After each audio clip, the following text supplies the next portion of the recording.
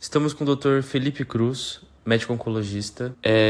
Dr. Felipe, eu gostaria de primeiro pedir para o senhor se apresentar para a gente, contar mais um pouquinho sobre o senhor, sobre a sua formação e o que o senhor faz, o que o senhor exerce no Instituto Brasileiro de Combate ao Câncer.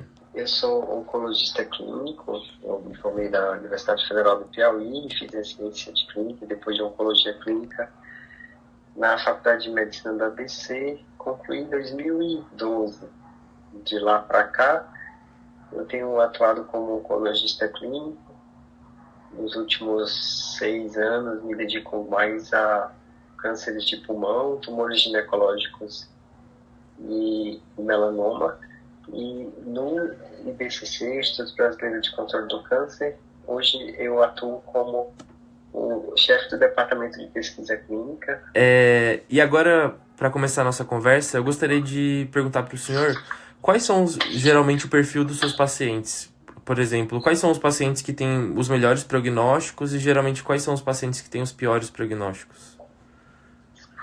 Aqueles pacientes que conseguem ter o diagnóstico mais inicial são aqueles que têm uma chance maior de cura e, em geral, têm um prognóstico melhor. Né? Os pacientes que já têm um diagnóstico de uma doença mais avançada, eles, em geral, têm um prognóstico pior. O grande ponto é que no IBCC, eu diria que boa parte dos pacientes eles já são referenciados com um diagnóstico mais avançado. E isso acaba sendo um desafio para o tratamento desse paciente. No setor de pesquisa clínica, a maior parte dos meus pacientes, eu diria 95%, são pacientes que já têm doença metastática, e aí eles são encaminhados para o Instituto para avaliar se são elegíveis para algum protocolo de pesquisa clínica, que eles podem receber aquilo que é padrão, ou podem receber o que é padrão associado a alguma droga inovadora. Entendi, certo. E agora eu queria começar falando um pouco sobre a morte e queria perguntar para o senhor como a morte e o luto dos pacientes eram encarados no passado e se o senhor notou que houve alguma mudança do passado para hoje.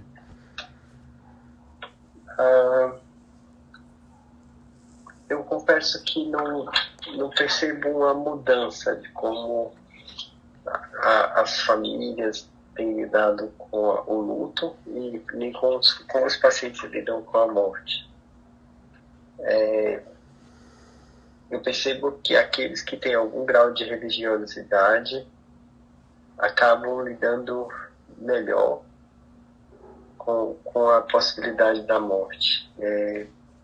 Mas eu não tenho percebido uma mudança de padrão, pelo menos essa é a minha impressão. Uhum. E o senhor já participou de algum ritual assim religioso relacionado à morte de algum paciente?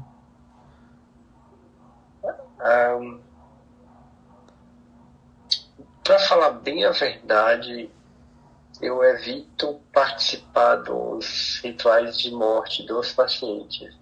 Sim. Nesses 12 anos em que eu atuo como oncologista, eu acredito que 2, 3 pacientes no máximo eu participei de algum ritual de morte, assim, seja missa de sétimo dia ou unção dos enfermos, mas pacientes que tinham alguma ligação mais próxima, um vínculo familiar. Sim. Não sei se é uma forma de proteção pessoal, mas eu não costumo participar. Eu recebo convites, às vezes, quando o paciente falece, né, tanto do enterro como, às vezes, uma celebração de pós-morte, a depender da religião, mas é muito raro eu ir. Às vezes, pela correria, eu acho que como uma forma de também até de proteção. Entendi. E tendo o gancho desse assunto, como é que o senhor lida com a morte? E o luto do paciente e o luto dos familiares? Eu sou espírita, kardecista. Então, na minha crença, todos estamos aqui em passagem e vamos voltar aqui em algum momento.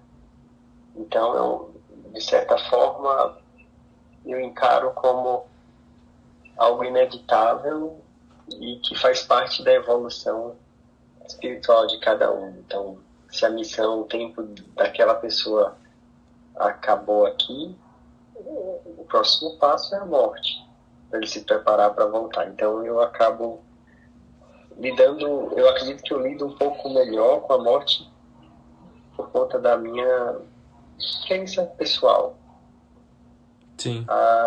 E a outra pergunta é como os pacientes lidam, né? Como o senhor lida com o luto dos familiares?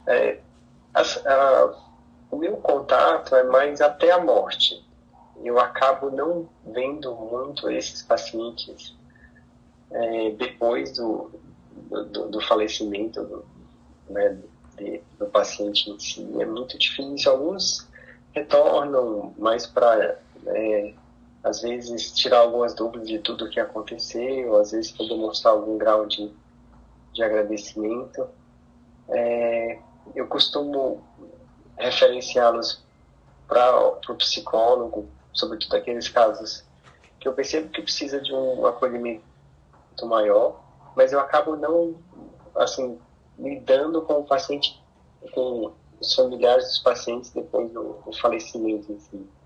Então, é algo que a gente acaba trabalhando antes do falecimento, né, preparando aquele familiar para a perda que é inevitável, mas depois que acontece eu acabo não tendo tanto contato com a família. Entendi. Agora falando um pouco mais sobre os profissionais que atuam na oncologia, o senhor acha que esses profissionais estão preparados para enfrentar esses dilemas de morte, do morrer, do luto? A resposta talvez mais simples é não. Por mais que a gente tenha esse preparo durante o programa de residência, eu acredito que são poucos os serviços que têm, digamos, um olhar mais ampliado para a morte. Uhum. Então, olhando lá atrás, na minha formação, a gente não tinha um amparo para lidar com isso, não tinha discussões sobre isso. A gente tinha o serviço de cuidados paliativos do hospital, que nos ajudava, mas não tinha nenhuma ferramenta de fortalecimento, né, até pessoal, diante da morte em si. Uhum. Eu não acho que tenha mudado tanto, né, de 12 anos para cá, dos programas de residência. O que eu percebo é que os grupos de cuidados paliativos estão cada vez mais fortes, multidisciplinares, mas eu não acho que haja um preparo suficiente do médico residente em oncologia, falando especificamente da minha área, em como lidar com a morte. É algo que cada um acaba buscando um entendimento mais pessoal, né, um amparo mais pessoal, caso a caso, do que algo institucional. Sim. E o senhor tem algum conselho para estudantes ou profissionais da oncologia, mesmo que estiverem presenciando esse tema de falecimento de um paciente, alguma coisa que possa ajudar? Sim, eu acho que a religiosidade pode ajudar, independente da crença. Quanto mais espiritualizada a pessoa eu acredito que isso possa ser uma forma de fortalecimento. Acho que esse é um ponto. E a busca de amparo psicológico nesses momentos difíceis é sempre fundamental. Eu acho que isso pode ajudar a cada um saber lidar com a morte, que é algo que é inevitável na nossa formação. Uhum. E o senhor já observou ou consegue observar no dia a dia alguns efeitos negativos que podem ser vistos nos profissionais que enfrentam esse tipo de situação tão difícil sem nenhum apoio? Sim. Recentemente eu tive um caso bem emblemático. O oncologista ele nunca trata um paciente sozinho, ele sempre atua ou com um radio-oncologista ou com um cirurgião, né? E eu tive um caso de uma paciente com uma carcinomatose peritoneal, o que é algo muito difícil de se tratar, porque o paciente fica evoluindo com obstruções intestinais, mas mantém um nível de consciência.